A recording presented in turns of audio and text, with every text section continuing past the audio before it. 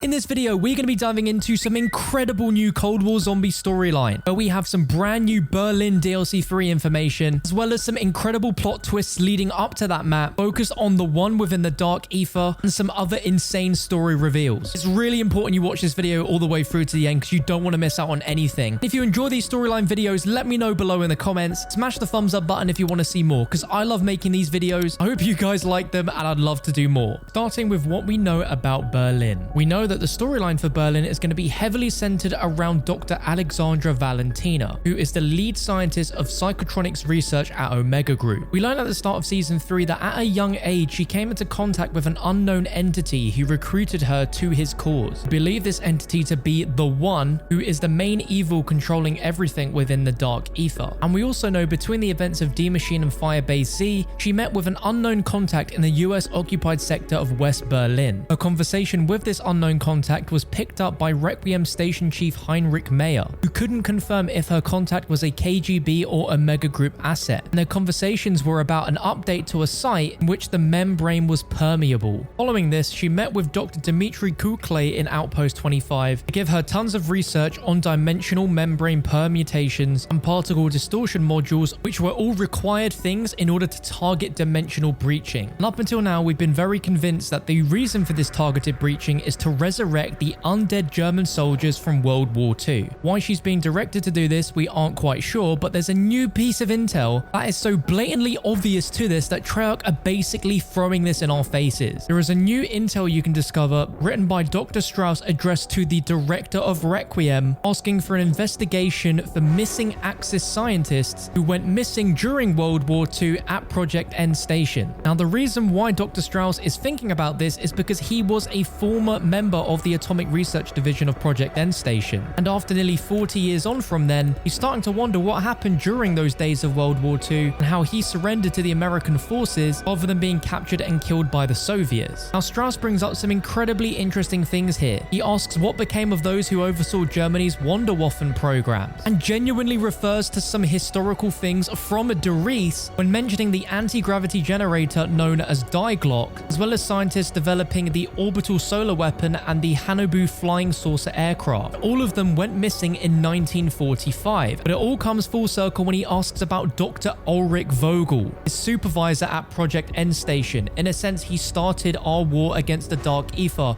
What became of him? Well, we see him many a time during the D Machine Easter Egg, explaining the backstory and responsibility for leading the project that led to the breach between the Dark Aether and the normal universe, and there's no mention of his death at all. And this is going to be the big plot twist going into season 4. Dr. Strauss is formally requesting Requiem and CIA resources to investigate the fate of these Axis scientists, including Dr. Ulrich Vogel. He ends the letter by saying if they're still alive and represent a threat, we must know and prepare for it. Back on January 27th, 1945 is the day that Project N Station lost control of the Dark Aether experiments, resulting in the facility to be overrun by the undead and abandoned. In a new season 3 intel, Ulrich Vogel did not leave Project N Station. Whilst everyone evacuated, he stayed put, begin work on securing the future of his nation through the guise of an operation we've not heard of before until now called Operation Baldr. Now, bear in mind, on record, he never died in 1945. He alone deployed a plan during World War II to secure the future of the German nation, and only now is Dr. Strauss suspicious that there's been no documentation on any scientists, including Vogel, and his death, yet Valentina has been contacted by someone at a young age to go forth with this plan. If you're feeling like dots are starting to connect, then you're thinking on the right path. Now, after all this time, we've never been quite sure why Valentina had a connection to Germans and Project N Station when she was only a young age and raised by her father up until his unfortunate death. Well, the reason why she's so connected is because Ulrich Vogel is Valentina's father, and perfectly explains why after 4 months of digging, she found 2 reels of film sealed within an intelligence vault of Project N Station, and wants to carry out the work that her father started so long ago. But is it really the work that her father started? This next intel is one of the craziest parts to this story, and it's gonna send shivers down your spine. We know during her teenage years she was contacted by this unknown entity in the Dark Aether, and throughout all this time she's been scheming behind Omega Group's back to open the Dark Aether portal to resurrect those dead soldiers, and wrote in a diary entry here that she must stay focused, and even though Operazzi and Inversia is no more, this entity has waited so long for this day, and that she must wait for him to give her the signal. When the time is right, she will know. Well, this new intel explains everything. This is the voice that's been talking to her for all these years. A dark ether entity pretending to be her father, and who she thinks is her father, but in fact is the One.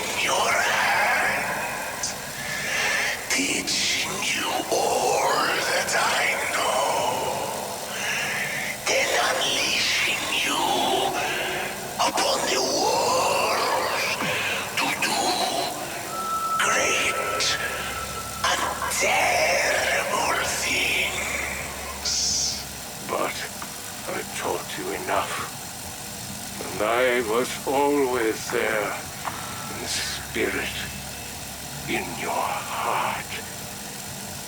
I must be content with that, for you are no longer my child. You stand upon your own achievements now. Never forget me, and never forget how proud I am of you. My greatest work, my gift to the world. No! Tell me what you have done for me.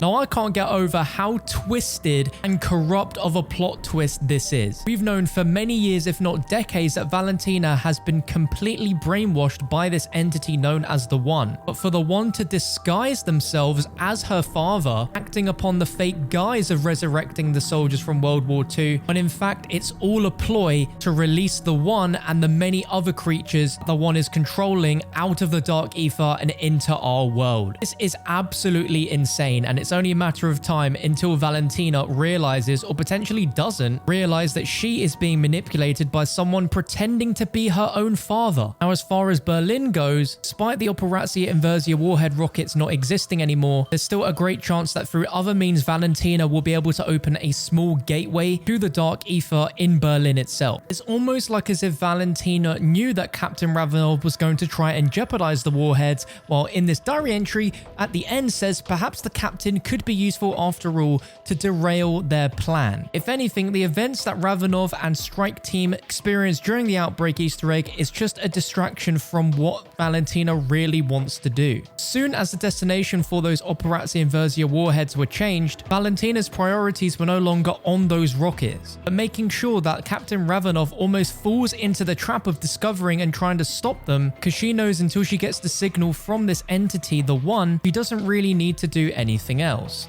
Well, we know the German chief station of Requiem saw these meetings happen with Valentina and has made Weaver aware, but Dr. Strauss seems to know a little bit more than he lets on. He showed you that letter earlier where he is concerned about what happened to Dr. Vogel and the other scientists. For a secret cipher you can get in-game, which was deciphered by Uflame on Reddit, Strauss shares some top secret information to Dr. Gray about something huge happening within Requiem. The cipher reads, "Elizabeth, there is a new directive coming and I wanted you to hear it from me first. Perhaps it will help spare you the initial shock when you're informed in person there is a new project in development that will require a great deal of our Ethereum reserves. Unfortunately, this means that some of your research will be put on hold indefinitely. You are not the only one affected by this. I've been informed that half of all future Ethereum harvests recovered from my extraction rockets will also be diverted to this project." Now, I want to leave you with a question, but be very careful who you mention this to. What do you know about Project Janus? Now, if we look up the word Janus, this This derives from Roman mythology, and Janus was the god of beginnings and transitions, and presided over passages, doors, gates, and endings, as well as in transitional periods such as from war to peace. He was depicted as having two faces looking opposite ways, one toward the past and the other towards the future. This most definitely has to have some connection to the events that are going to take place in Berlin, and the last time we got ciphers foreshadowing events was in D Machine, which was foreshadowing Outbreak's Easter egg. Treyarch are setting up something pretty big here. Now there's another cipher, which when deciphered says, "Colonel, this threat is real. The entity hides in the darkest depths of the dark ether.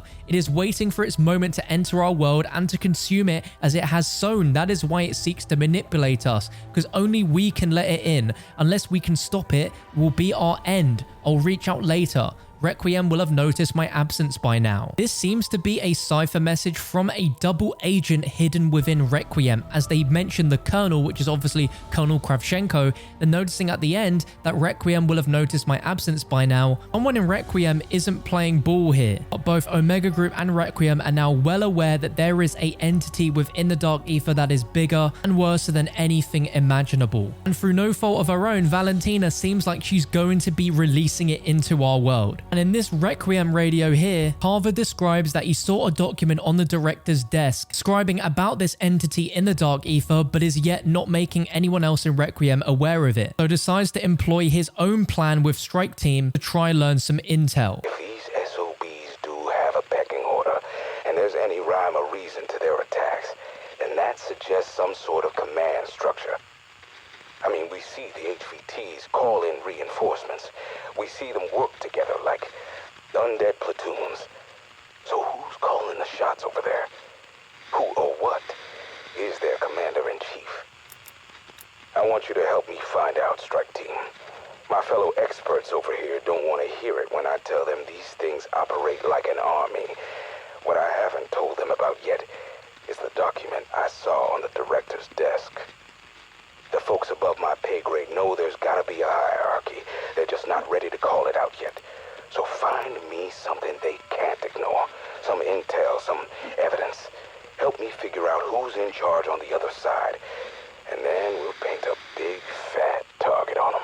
This is without question one of the most exciting storyline videos we've covered on Cold War Zombies in a while, and the story is only going to ramp up from here. I'd love to know all your theories, ideas, and suggestions on what could be happening in the comments below. If you enjoyed this video, please feel free to leave a like rating on it, as I really appreciate that. I know you guys really love the storyline videos. I love making them, but the more support we get on these videos, the better. And lastly, if you guys like Zombies merchandise, my Zombies posters are back on sale, and for the first 50 people that buy this incredible double-sided poster based around the Dark Ether, you will get a free Samantha Maxis dog tag. We've got perk posters, we've got blueprint posters. If you want to check them out, there's a link in the description. Thank you for watching, and I'll see you in the next one.